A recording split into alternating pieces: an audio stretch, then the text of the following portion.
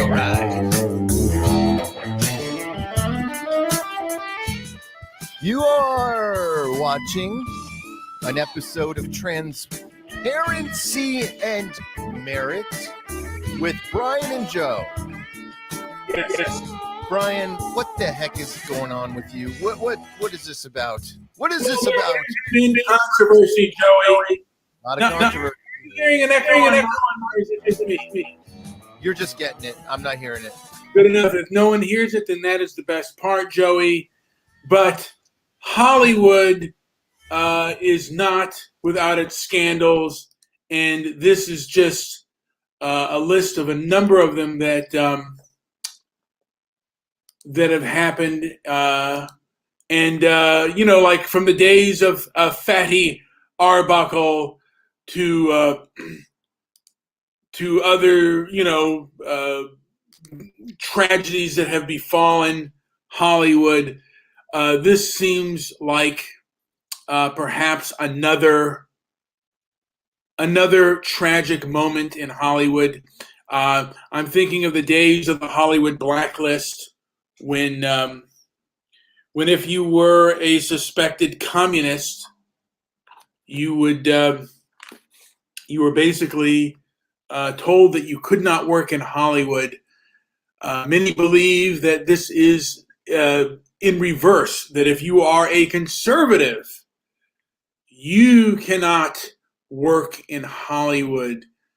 And if you are a conservative, you have to keep it quiet. And I don't know, I'm pretty sure that is rather true. When my father worked in Hollywood years ago, he kind of said he was somewhat of a moderate, kind of a Reagan Democrat. And he said, you have to kind of keep your politics to yourself. You can't really express yourself except on social media. A lot of people do express themselves, including myself, Joey, and I have seemed to have gotten myself in hot water lately out there. But, I don't know really Have you been canceled? What's that? I said, have you been canceled?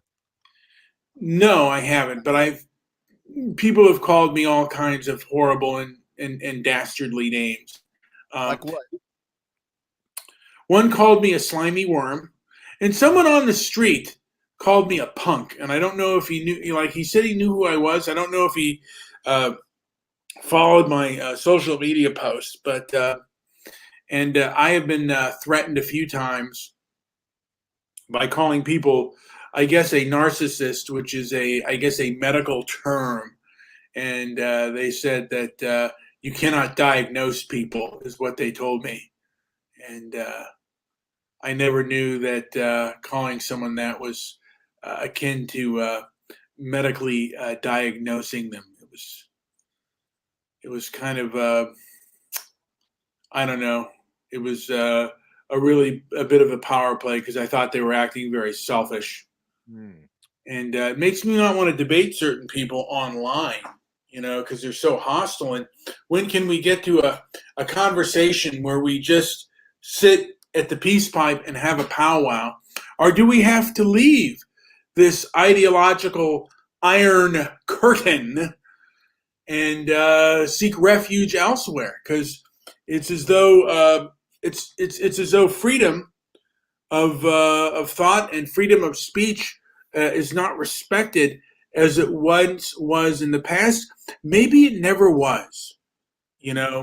Maybe people have always been emotional about things and have always been angry. Maybe the elites and the powers have always been angry when you stand up to them and say what you believe to be right. I mean, maybe that has always been a problem, Joey. And, I believe it has. Yeah. I believe so, since its onset, there has been that power play.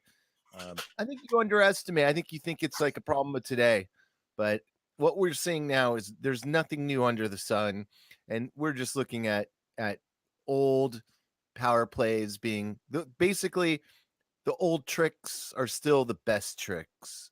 Well, it's Animal Farm over and over again. Yeah, it's Animal Farm. It's like, hey, you know what? We kicked out the masters.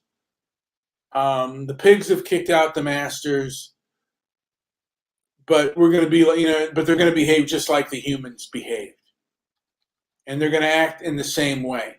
Everything that one group said about the Hollywood blacklist, and they made movies about it, and they've said how horrible it was. They seem to be doing the same kind of thing.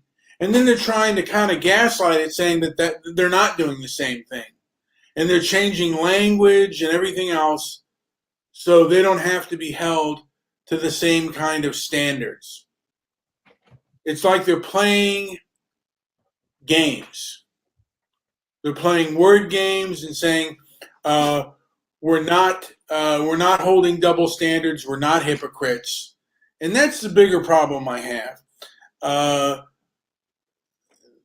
Social media, some of these people with social media don't feel they have to be morally consistent, and they can hide and dictate. It seems, I think because they have, the commons can ask them questions nowadays, they can't handle, the elites cannot handle the questions from the commons. And I don't think they've ever been able to handle the questions from the commons. And before, people didn't really rise up unless you got an okay by the elites. Now, we have social media, and the elites still want control, and the elites took control back of the commons. Because YouTube used to be, kind of the Wild West and a free-for-all, and the elites didn't like that. The ideological elites didn't like the fact that there were other venues that questioned their orthodoxy, and whatever orthodoxy that is, they don't want you to question it. They don't want you to question any war that the elites decide that we get into, any policy, any taxation that they decide to tax, any medical thing.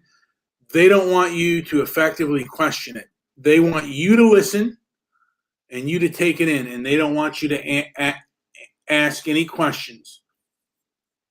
And you're only allowed, if you are allowed to answer a question, you have to accept their answers, and there are no follow-up questions. That's what it feels like, Joey. Am I wrong to think this? You're off. Gary.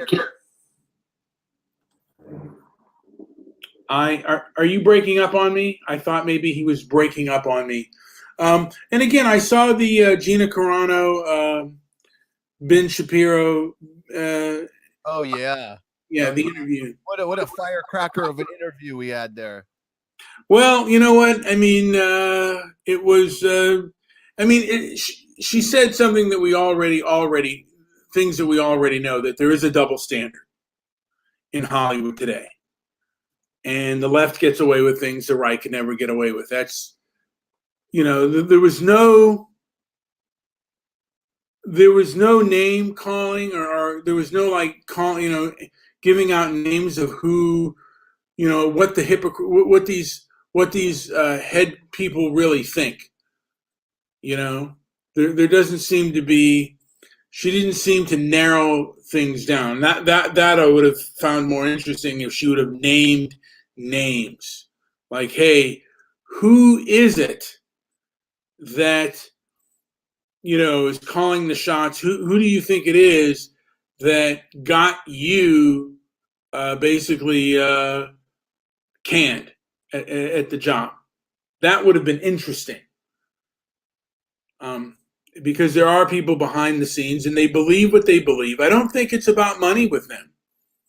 I don't think a lot of them say it's about clicks. I think they have an ideological bent, and I believe they will protect this ideological bent, come hell or high water, whether they lose money or not. Their ideology comes first, and what they believe comes first. And the thing is, they won't be questioned on it. And whether it loses money or makes money, they do not care. I kind of believe that, Joe, and I could be wrong on that, but that's at this moment what I believe. And when you're up against somebody with that kind of ideological bent, what do except flee and try to invent things on your own? Do you really need people that don't respect you and don't see you as a human being worth, that's worth voicing your opinion? Like I said, they're taking two things away from us: our breath and our voice. And if you're going to take away our breath, there should be a good reason. And I guess to the elites, our voice is dangerous to the ideology, to the whoever the ideology is in charge. Right now, it's the ideological left, and they find people's voices to be a threat, to their ideology. And instead of answering questions to it, they just shut you down and censor you. And is that something you want to support with your money, with your dollars? There's over 74 million moderates and conservatives in this country, and there's probably millions more outside of this country that are somewhat moderate or conservative. Is this who you want to support with your hard-earned dollars? People who don't think that you have a voice or should have a voice? You might want to think about that when you're spending your dollar. Do these people think that you have the right to have a voice? And hey, if they don't, what good? Why would you want to spend your hard-earned currency on somebody like that? Joey, do you have anything to add before we call it a day?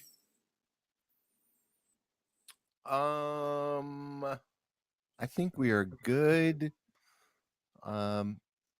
Yeah, go watch that clip and then come back and talk to Brian and let him know if you agree or disagree. Like and subscribe, and if you we're building our website, transparencyandmerit.com. Oh, and by the way, our play one. transparency, some people have been joining our Transparency and Merit website. Thank you. And let's keep that up. Let's get some more subscribers going on there so we could be less reliant on this this platform that's done nothing but let us down since kind of getting our hopes up. It's such a it started off as such a good thing here on YouTube, but now it's kind of a drag. But we're starting it on our own website. Keep joining. People get up on transparencyandmerit.com, sign up and check it out. And if you're afraid of what other people's thoughts are thinking, then you don't want to join us. But if you're not afraid of what other people are thinking and want to speak it out loud, then you should join us. And if you're tired of being censored by anyone, you should join us. Censorship sucks, and yeah, I don't agree with it on any level.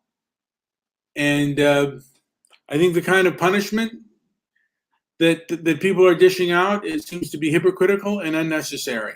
So, join us, and if you want to join someone else, that's fine too. Anyway, like and subscribe and leave a comment down below.